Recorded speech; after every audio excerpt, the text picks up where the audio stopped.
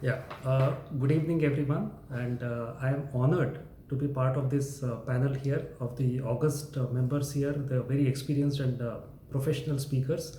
I thank Sanmadur and Madhusudanji for inviting me to this Global Human Resilience Summit 2021 and to share my thoughts in this panel. Resilience. Now, let's come to the basics. First of all, resilience, as per the dictionary meaning, is about the ability to bounce back from a adversity or from an adverse situation. This is the simplest definition of resilience that we can take. Now, for this context of this particular discussion, I have divided the resilience in three parts. One is the resilience of the mankind itself, currently which the mankind is facing a problem of resilience. The second is the resilience of the individual and the resilience of the corporation or the organization. Sorry. The reason why I chose this is because the humanity, the way it develops, it creates individuals, the psyche of the individuals, and then the individuals, they define the organizations which they lead and subsequently go on to lead the organizations. So I will give certain examples. I don't want to go into the bookish explanations of or the Google definitions of what makes a resilience and all that, but rather I would focus on the positive and the successful examples of resilience of all the three categories. That is the resilience of the humankind, resilience of individuals, and the resilience of the organizations. To quickly put across my point. Now, the resilience of mankind, as we all know, currently the mankind has been faced with an unprecedented test for the resilience, which probably has been faced only 4 times in the last century. I would like to tell all the 4 cases, 4 events when it was faced with such kind of a stringent test for the resilience. The first one was in 1914 to 1918 during the First World War, in which around 21 million people lost their lives. This was a big trauma for the entire world. The second one was immediately after that, which was from 1919 or 1918 to 1920 for the 2 years. That was the Spanish flu, in which around 50 million people lost their lives. This was a similar situation which many are comparing to the present scenario. The third one was during the Second World War, which was from 1939 to 1945, in which 70 million people lost their lives. The fourth is what we are currently undergoing. For the last 15 months, the world has been grappling with this pandemic called COVID-19. And unfortunately, still even today as we are speaking, the way out is not very comfortably clear. We are not very sure how we are going to come out of it or when we are going to come out of it. The only saving grace, if at all we have to say, it is that the death toll in the current pandemic so far, as per the official records globally, is around 3 million plus. It's around 3 million. So compared to the previous 3 instances in the history of mankind, which tested the humanity's resilience, so far we have been doing good, and hopefully as we are resilient, the race itself, the human race is resilient. I believe and I hope that we will be able to successfully overcome this also. Now, the resilience of individual. Let me talk about the resilience of individual. The oldest known case, as per me, for the resilience goes to Thomas Alva Edison, who invented a light bulb in 1893. Now, when he invented the light bulb, all of us know that there is a management story which is told in every forums. It is that he failed around 1,000 times before he could successfully make a light bulb. Now, that is the first example of resilience. Now, had he given up in any of those attempts, probably we would have been sitting in dark. The mankind would have been sitting in dark till another Edison comes up with a formula, successful formula to make a bulb. So that is the first example of the light bulb resilience of the individuals. The second, contemporary examples, 2 or 3, which will strike a chord with the audience, not exactly from the books, but from the real life that we have. The first one is J.K. Rowling, who wrote the famous Harry Potter series. Now, all of us know that she was in very bad personal condition. I mean, her personal life was in ruins. She was really in very bad shape, shambles, and she wrote the books. The publishers denied publishing those books, and yet she persisted. She continued with her resilient attitude, and finally, all of us know that she became a legend in the English literature for years to come. The next one, probably I would like to say, is the Bollywood superstar Amitabh Bachchan, who in his struggling days was rejected by many directors, and even to the extent that he was rejected for the position of newsreader by the All India Radio, saying that his voice is not really very appealing. Now today his voice is one of the biggest asset of his acting skills, that is said.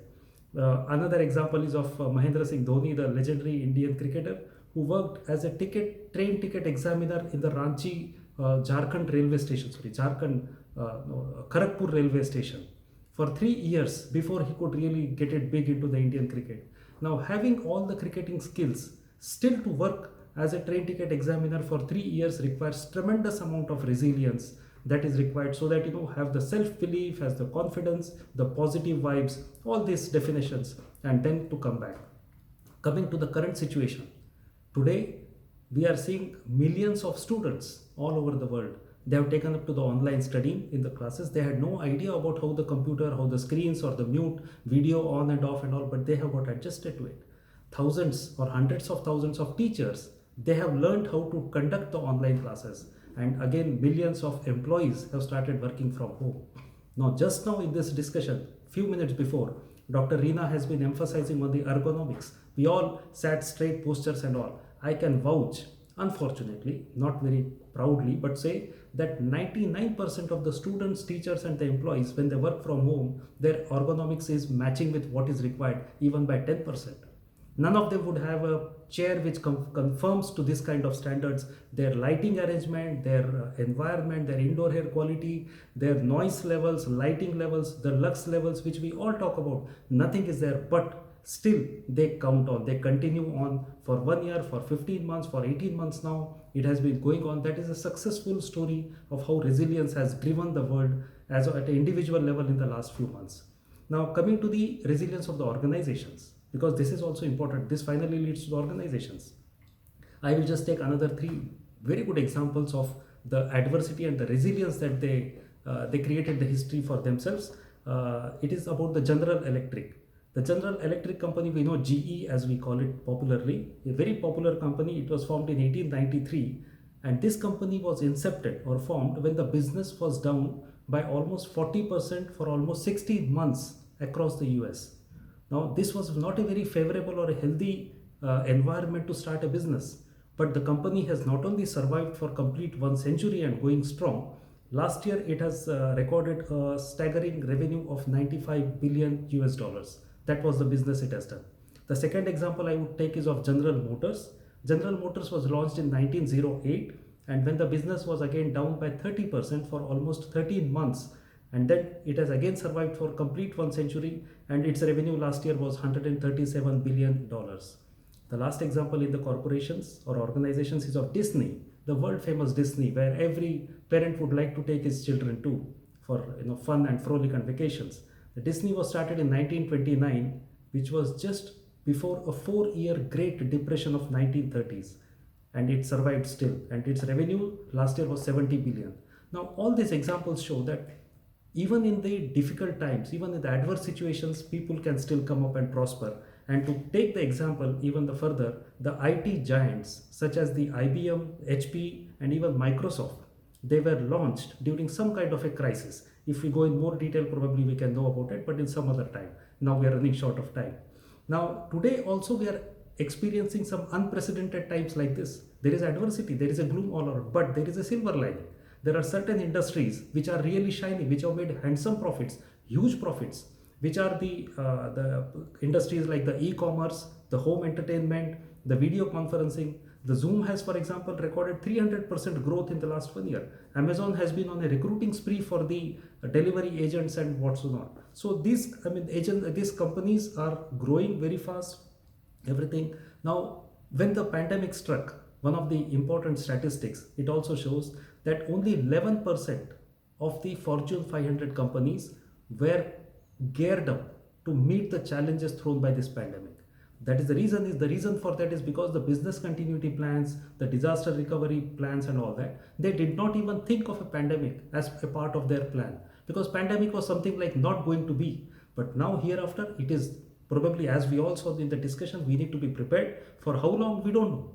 At least till the time that we stably run the world for maybe 10 years without a pandemic, then we can relax our guard. But that is still a pipe dream, we can say. So to just conclude one or two points with one or two points I would like to conclude is say that ISO has been so far talking about quality standards, and ISO has been something which is running for last 50 years or so. It is going very strong. So probably the ISO may have to include something like the capability to meet with the pandemic as one of the criteria for the investors, for the suppliers, for the customers to get confidence about. So this can be one of the change that can happen with ISO in the coming days. The BCP and the disaster recovery may probably include something called a disinfected site for the essential staff in the coming days. Now that may not be something very fanciful thing. Probably some industries or some organizations which feel that they need to run, they are critical. So they can probably think of having a disinfected site 24/7 for essential stuff coming up like that. And the best way to do this is the GRC. As we all know, experts are sitting here, so I don't want to go into definition, but governance, risk and compliance, they ensure, in very simple language, the coordination between various functions of an organization such as finance, procurement, administration and whatnot, as marketing and sales and all that. So the GRC probably also need to be tweaked to ensure that the disaster recovery, the pandemic part of it, I mean the resilience as a concept is definitely added into the concept of the GRC to ensure that the business of the industry runs on a normal even in the pandemic period. So these are my thoughts. Thank you very much.